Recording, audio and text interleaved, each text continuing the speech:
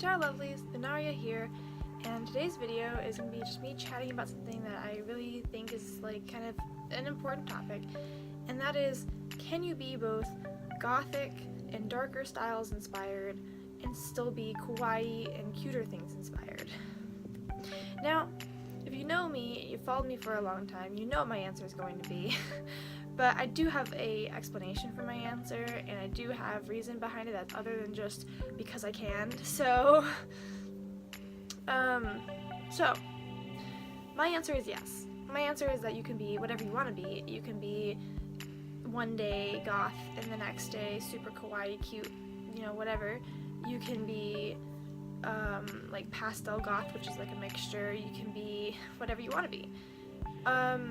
Now, a lot of people probably won't like that because a lot of people in both subcultures, but I've mostly seen it from the side of the darker styles kind of don't like when, well, this is my personal experience. I'm not speaking for everyone in these subcultures, but I know that when I was in 8th grade, this might be outdated, but when I was in 8th grade and I was a super, I'm a scene kid, and even later on in senior year of high school, I was a scene kid.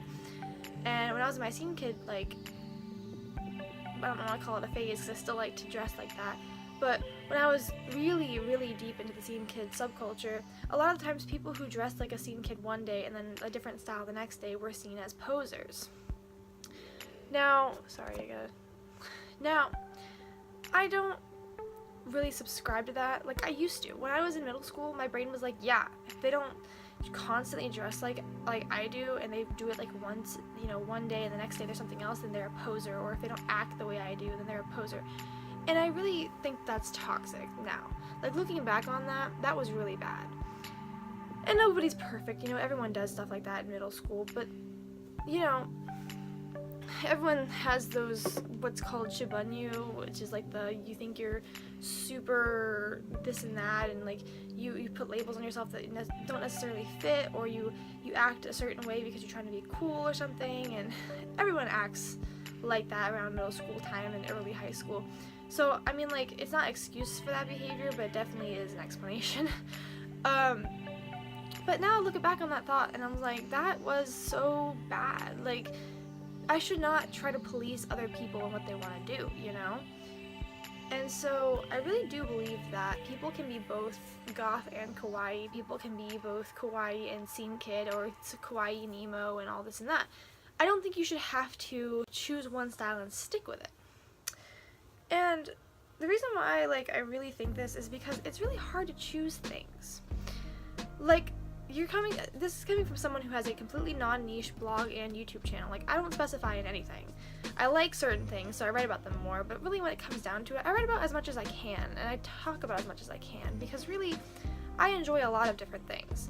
And it would be kind of ludicrous to take one thing that I enjoyed, or one thing that I liked, and be like, I have to do that for the rest of my life. People change, and people's interests change, and there's nothing wrong with someone saying, well, one day I want to dress scene, but the next day I want to dress super kawaii, and the next day I want to dress in full Lolita, and the next day I want to dress in cosplay, and the next day I want to dress in goth. There's nothing wrong with that. And if you're the type that would go and say, well, they're a poser, no. That's just, coming from someone who used to have that mindset, that's wrong. You're gatekeeping people out of your communities if you think that they have to wear your fashion or your style every single day in order to be a part of your community. Now, I will say, this is not an excuse to try and butcher, I guess, a fashion style. If you're gonna wear a fashion style and call yourself that label, for example, if you want to be a Lolita and you want to call yourself a Lolita, you cannot just buy a JSK, wear it, and nothing, you can't just wear the JSK without following the fashion guidelines and then say, well, I'm a Lolita because I have a JSK. You can say, I'm Lolita inspired. You can say, I am inspired by EGL fashion, but I really wouldn't say you should call yourself a Lolita. Similarly, you buy a choker like this, and you wear it with a full kawaii coordinate, but you're still calling yourself a goth. I would probably say you're gothic inspired, or kawaii inspired and gothic inspired, maybe pastel goth inspired, something like that.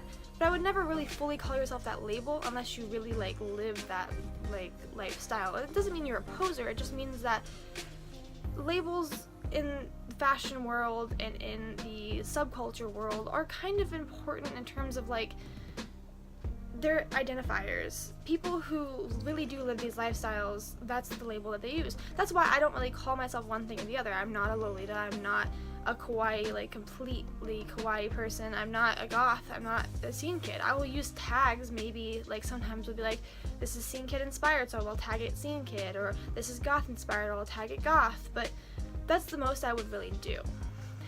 Not to say that you can't do these things, obviously I'm not going to tell you what to do. I'm just saying that it would probably be like, it would help you avoid like people hating on you or calling you a poser to do that. But at the same time, the people that are calling you a poser are gatekeeping, and they really shouldn't be doing that either. So that's just my thoughts about, can you be goth and kawaii? Can you be gothic inspired, kawaii inspired, and this and that all the time? And my answer is, you can really be whatever you want to be. I'm not gonna sit here and gatekeep on you, and I hope others don't gatekeep you either, and I really just hope people can be more accepting of people who want to try out new things. So, remember to love yourself, stay awesome, and I'll see you in my next video. Bye!